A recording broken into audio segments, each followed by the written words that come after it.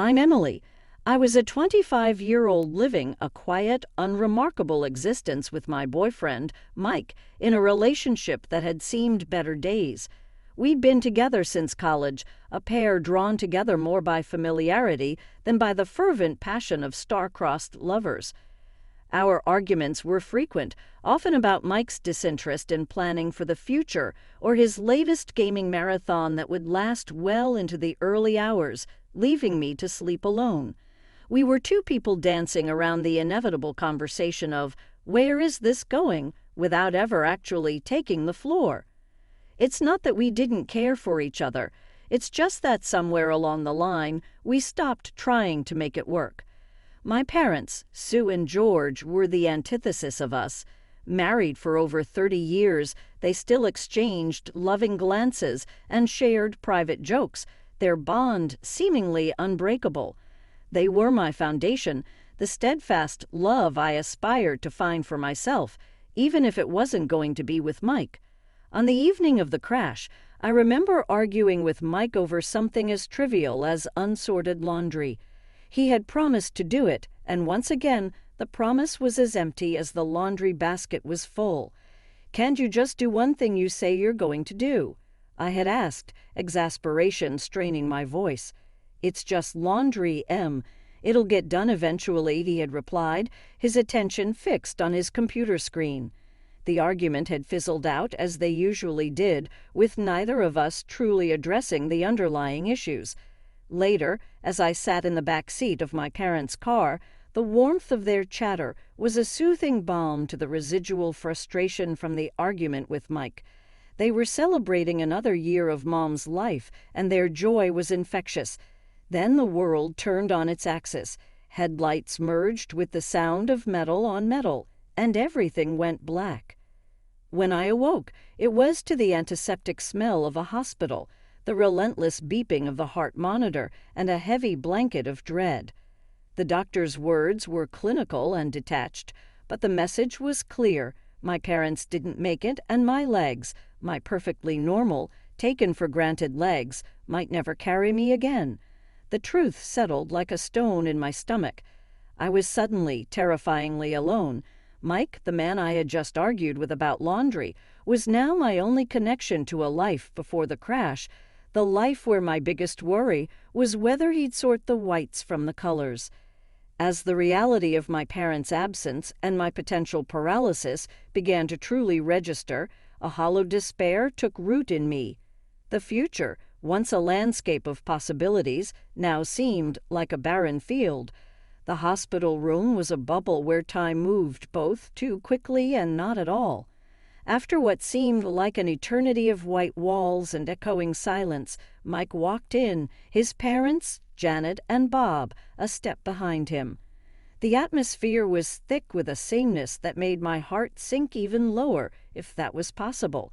Mike pulled a chair up next to my bed and took my hand, his usual bravado absent, his parents standing by the door, a united front of awkward concern.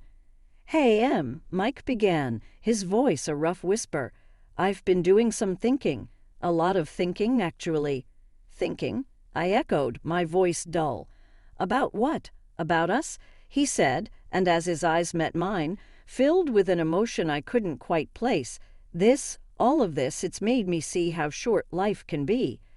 I wanted to say something, to ask what he meant, but the words seemed to stick in my throat. "I don't want to wait for the perfect moment anymore, because it might never come," he continued, squeezing my hand. "What I'm trying to say is, will you marry me, Emily?" The question hung in the air, heavy and unexpected. It was the last thing I thought I'd hear, especially now. I searched his face for a sign of the impulsive Mike I knew, the one who acted first and thought later, but all I saw was earnestness. His mother, Janet, stepped forward, her hands clasped in front of her. "We want you to be a part of our family, Emily. We'll take care of you, and it's not out of pity," Bob added quickly. "It's because we love you and we want to support Mike in taking this step." I was stunned, my mind racing. This was a lifeline, unexpected, and maybe even a little reckless, but a lifeline nonetheless. I looked at Mike, really looked at him, and saw not just my sometimes immature boyfriend, but a man offering his support in the most uncertain time of my life. "Mike," I said, my voice trailing off as I tried to gather my thoughts. "It's okay, Em. You don't have to decide right now. I just wanted you to know how I feel," he said, his thumb rubbing circles on the back of my hand. I thought about my parents, about the unwavering love and support they had always shown me. Wasn't this what they would have wanted for me? To be loved and cared for no matter what. "Mike, I don't know what the future holds for me, for us, but yes," I found myself saying, the words stronger than I felt. "Yes, I'll marry you." A smile, the first genuine one I'd seen in days, spread across Mike's face. Janet let out a soft sob, covering her mouth with her hand, and even Bob's eyes glistened with unshed tears. Moving into my parents' house with Mike should have been a fresh start, a new chapter. The house was too big for just one person, and everywhere. I looked. I saw memories of my parents, I thought. Having Mike with me would fill some of those empty spaces, but I was quickly learning that his presence was a reminder of what was missing, not a replacement. The first few days he was attentive, always checking on me, making sure I had everything I needed within reach. But as days turned into weeks, the attentive husband act began to wear thin. Mike started spending more time on his computer, his headphones on, shutting me out. One evening, as I maneuvered my wheelchair into the kitchen, I found him staring blankly at his screen. "Mike, have you thought about looking for a new job?" I asked, trying to keep my tone light. "The insurance won't cover everything, and the bills are starting to pile up." He didn't look away from the screen. "I told you, Em, I'm taking care of you now. That's my job. But I can take care of myself during the day," I pushed back, feeling a twinge of frustration. "You don't need to be here all the time." Finally, he turned to face me, his expression a mix of irritation and something else I couldn't quite read. "What do you want from me, Em? I'm here, aren't I?" I was taken aback by his tone. "Being physically here isn't the same as being present, Mike. I need a partner, not just a roommate." He stood up abruptly, his chair scraping against the tile. "You know what, Em? Maybe I need more than this, too. Maybe I wasn't cut out to be a—" His words stung, and I watched him storm out the door, slamming it behind him. I was left alone in the silence of the kitchen, the weight of his words settling around me like dust. I wasn't just alone, I was lonely. That night, as I lay in bed staring at the ceiling, I couldn't help but think about how quickly our modest honeymoon period had ended. The vows we had taken felt like they were from another lifetime. The Mike who had lovingly promised to be by my side in sickness and in health seemed like a stranger now. As the weeks dragged on, his absences grew longer and the excuses more flimsy. He was either out with friends or lost in a digital world that didn't seem to have room for me. I felt like an obstacle in his life, a burden he hadn't anticipated. One particularly tough day, when the pain was bad and the house felt more like a mausoleum than a home, I heard the front door open. Expecting Mike, I called out, "Is that you?" "Yeah, it's me," he replied, his voice distant. "I'm just grabbing a few things, then I'm heading out again." "I'm going out with friends," I asked, trying to mask the hurt in my voice. He paused, keys in hand, and sighed. "Em, I need some space, okay? It's not easy for me either, all this." I nodded, biting back tears. "I know, I just thought we could maybe spend some time together, like we used to." He shrugged, avoiding my eyes. "Maybe when things settle down a bit." "I gotta go." The house felt emptier with each passing day, a vast space filled with silence and the ghost of better times. It wasn't just Mike's absence or the silence left in the wake of my parents' voices. It was the small things that started to go missing. A vase my mother loved, a silver frame holding a family photo, a painting that used to hang in the hallway. I first noticed it when I was trying to distract myself with memories. I wheeled myself into the living room, intent on looking through the photo albums. But as my eyes scanned the room, they fell on the bare patch of wall where the painting had been. Confusion knotted my brow. "Mike," I called out, unsure when he had last gone out. There was no answer, and the emptiness of the house seemed to echo back at me. That evening when Mike returned, I asked him, "Have you seen the landscape painting that used to be in the hallway?" He barely glanced up from his phone. "Oh, that old thing? Yeah, it was getting dusty, and I figured we could use the space for something else." Something about his casual dismissal didn't sit right with me. "But it was my mom's favorite," I said, a tremor of unease in my voice. He shrugged, his attention still half on his screen. "We can get another painting, Em. It's no big deal." But it was a big deal. The items that went missing next were unmistakable, things that had been in my family for years. One afternoon I caught Janet, Mike's mom, in the act. She was bustling around the living room with a big black garbage bag.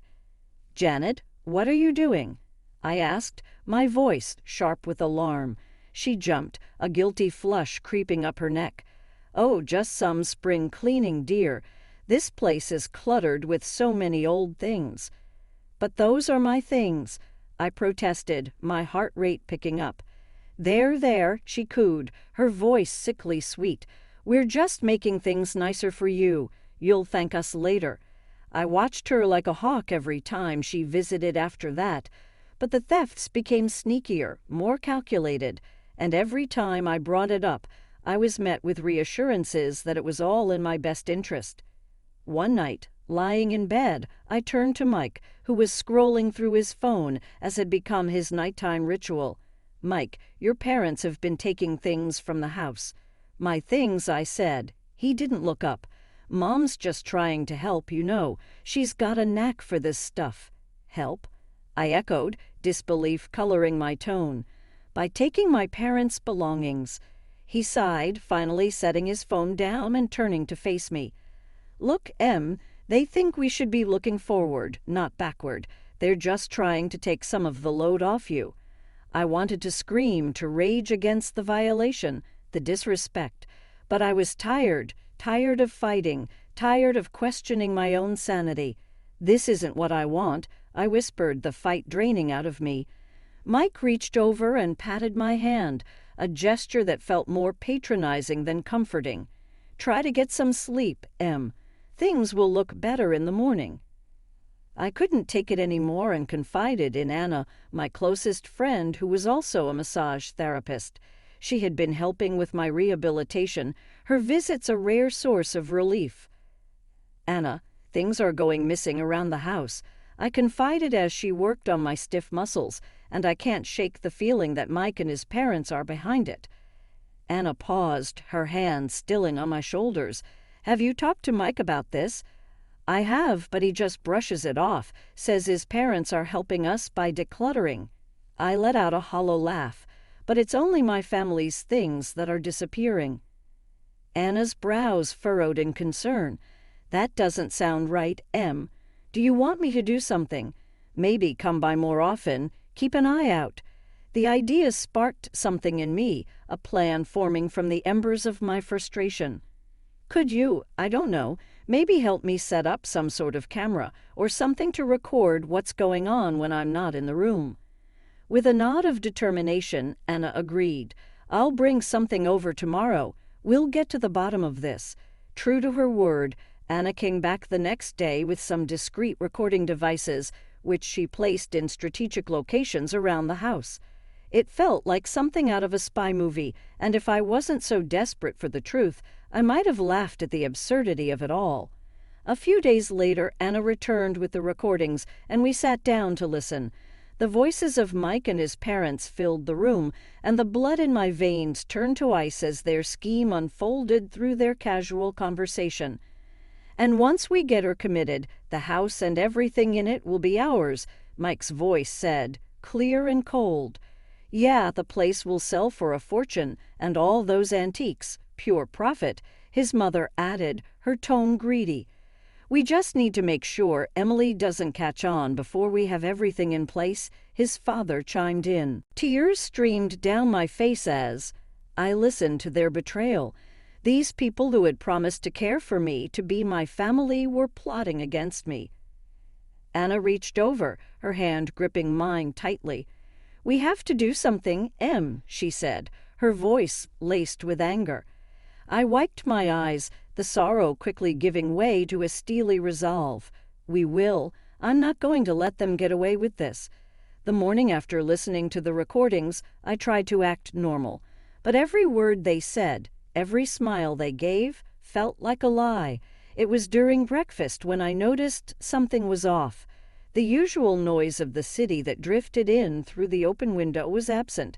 I wheeled myself over to see what was happening, only to find that the ramps that allowed me access to the garden were gone. "Mike," I called out, my voice laced with panic.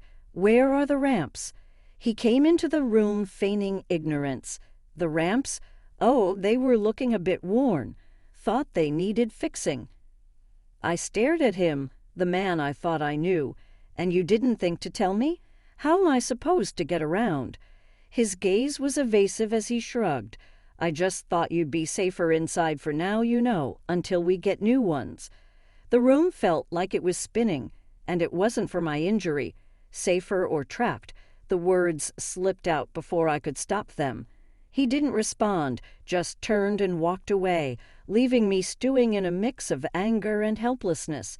Later, when I asked Janet about it, she was syrupy sweet with false concern. "We're just looking out for you, dear.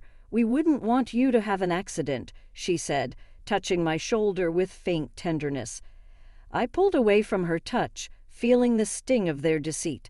I didn't realize needing ramps qualified as a hazard.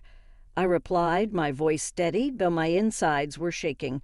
Janet's eyes hardened for a moment before she regained her composure. "We're just trying to help, Emily. It's for the best." That night, as I lay in bed, the darkness felt oppressive. Mike was out again, probably drowning his guilt in cheap beer and cheaper thrills.